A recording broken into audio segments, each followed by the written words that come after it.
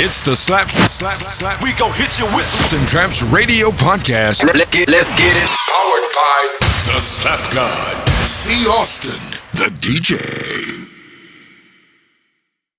How was the chemistry like on set with everybody? Was it smooth? You know what I'm saying? I know you mentioned you had to get them together a few times, but like besides that, what was the chemistry like? Because on the movie, evidently everybody came dedicated. It was like family, bro. Everybody came dedicated. It was like family. We rehearsed months before we called Dane out, man, because it's a movie, not a play. Mm-hmm. And what I had to do is there's two different parts of acting with most of these cast members, because some had never acted before, never been in a movie before. But to be on stage, I'm taking a theater actor and turning it into cinema.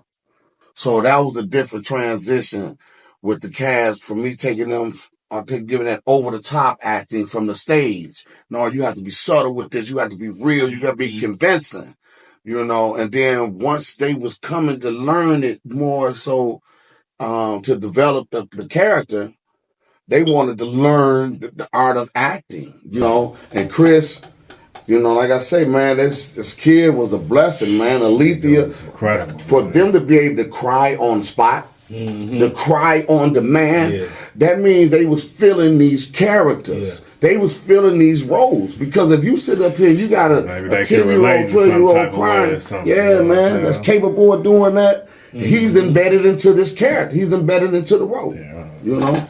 And these characters, man, the reason these characters is you really feel these characters because you really feel real Detroiters. Yeah. Now, you know how they be making the movies, and I ain't trying to put down nobody movie, but people be just trying to like have the most exotic type looking people in their movies and shit. Don't be believable to me. It's like you gotta have real people in this motherfucker. You gotta have, you know what I mean? Hey, listen, bro. They did such a good job, man. She did, bro. Man. She did, and you know what I'm saying? Like it was raw. Like she had did her own makeup. You know what I'm saying? She brought that shit to life, man. Reality, you know. I feel like y'all really captured reality with this movie. You know what I'm saying? That's the definition of a raw inner city, just reality movie. That's right. You know what I'm saying? Appreciate it, brother. Speaking of that, Duck, man, I heard you mention earlier that you know. The shit started from plays, man. So with that being said, man, how long have you been in the film industry? You know, now I know you was doing your thing with the music. Well, the music started, the film started with Dane.